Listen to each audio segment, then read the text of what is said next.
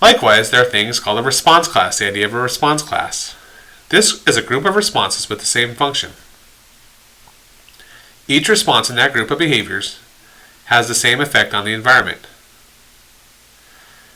You ask a patient to name an animal, for instance, and the patient says cow. You reply with great job. The patient could have said horse and got the same response, because horse and cow are in the same response class for that particular question. They are both animals. However, if you'd gotten a little more detailed and say name an animal that walks on two legs, neither horse nor cow would have listed a great job, because that would not have belonged to the response class that went with that instruction. Something like kangaroo would belong there. So again, a response class is just a group of responses with the same function. Each response in the group of behaviors has the same effect on the environment.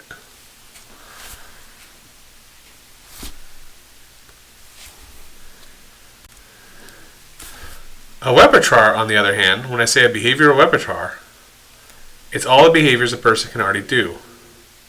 What the person already knows how to do that's relevant to the task.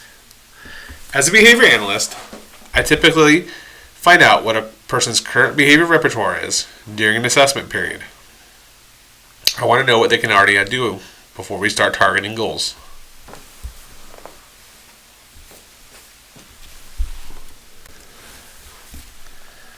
The environment is a really important component of behavior, because all behavior occurs within an environment. Now, when I say environment, I'm not talking about environmentalism, global warming, all that kind of stuff. What I'm talking about is the immediate place where the behavior occurred. The environment is simply a description of where the person was. A 10 by 10 room with 3 chairs would be a description of an environment. Behavior cannot be emitted outside of an environmental situation. Behavior does not happen in a vacuum. There is always an environment. There is always a context to the behavior.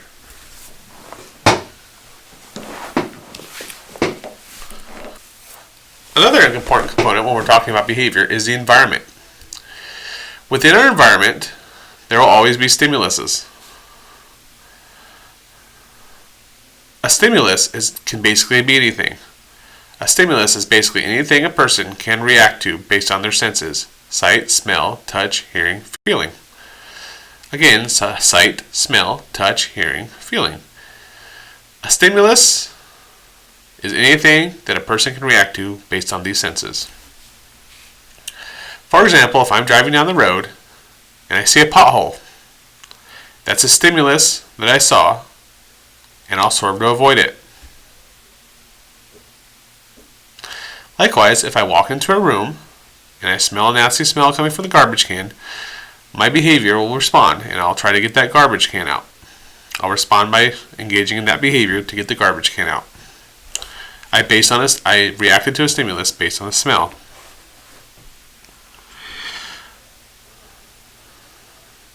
However, if I was to leave early one morning from my house and I took a different route, not knowing that maybe there was an accident or something on my normal route, I wouldn't say that the accident acted as a stimulus. Why? Because I didn't know about it. I couldn't see it, I couldn't smell it, or touch it, or hear it, or feel it. But if I had heard about it on the radio and I changed my behavior based on that, it would have been a stimulus. So again, for it to be a stimulus, it needs to be something that the person reacts to based on their senses: sight, smell, touch, hearing, or feeling.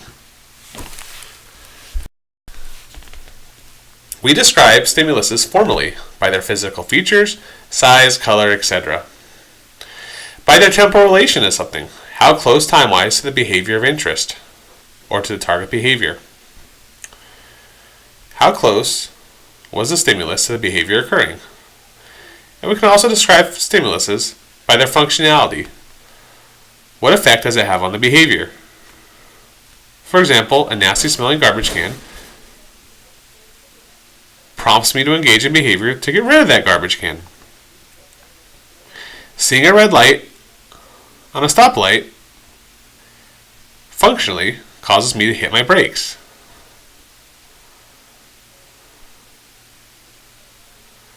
Seeing a cookie or a favorite dessert functionally prompts my son to ask if he can have it.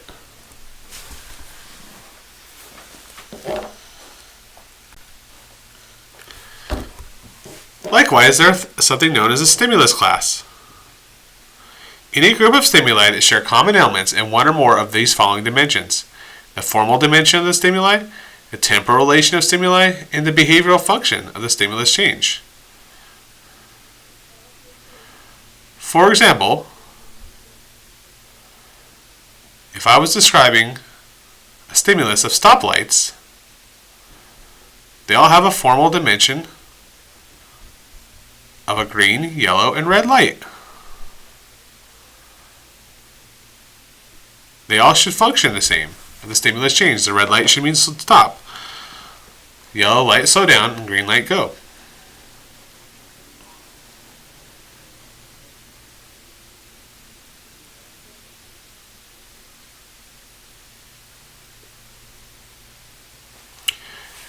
Likewise, for the temporal relation of stimuli,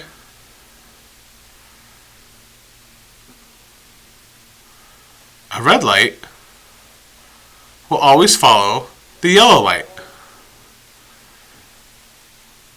in close proximity. I don't want you to get too hooked up or too focused on memorizing all of that, but just understand that any group of stimuli that share common elements is a stimulus class.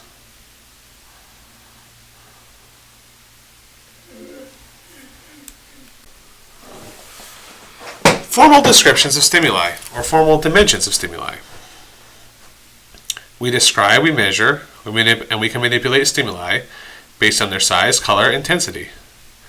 Stimuli, or stimuluses, can be either social, such as attention, or non-social, such as tangible items. And again, that's not an exhaustive list. It's just a description of what stimuli can be. It will be broadly either social or non-social.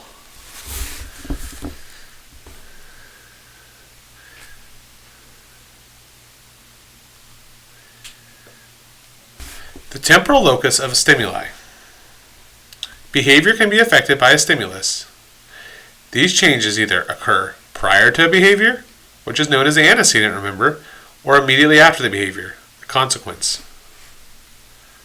When you see the word temporal, it's referring to time, some form of time, or when something happened. So, behavior can be affected by a stimulus. These changes occur either prior to behavior or after the behavior. The antecedent. Remember, antecedents are environmental condition or stimulus changes that occur prior to the behavior occurring. These are critical in learning and motivation. But the awareness of antecedents is not necessary for the learner's behavior. In other words, the person doesn't need to know why the condition or about the condition that led to their behavior for the behavior to occur. For example, occasionally I will go to homes and I'll start sneezing and coughing and wheezing. This is because I'm allergic to cats and they have a cat. But I will engage in those behaviors before I even know they have a cat, or before I know they have a cat. So again, I don't need to know about the antecedent conditions for the behavior to actually occur. But as an RBT, you should be aware of antecedent conditions, because you can modify them to make behavior more or less likely.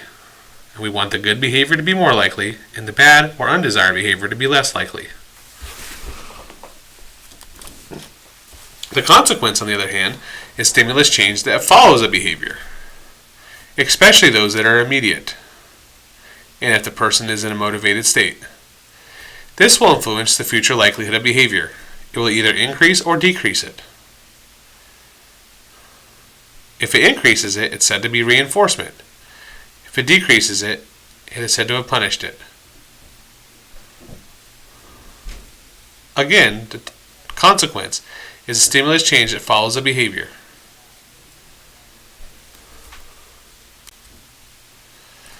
So the big picture here is that consequences combined with antecedent conditions and motivating situations are big in determining what is learned and maintained. And this is true of whether the individual is aware of it or even plans for it. It's all around us. People are learning skills, engaging in behaviors because of antecedent conditions and the consequences that behaviors have. You'll be using these terms and these skills when working with your patient. Being able to manipulate the antecedents to make behavior more likely or poor behavior less likely, and delivering reinforcement in the consequence realm, delivering stimuli after the behavior to increase its future likelihood.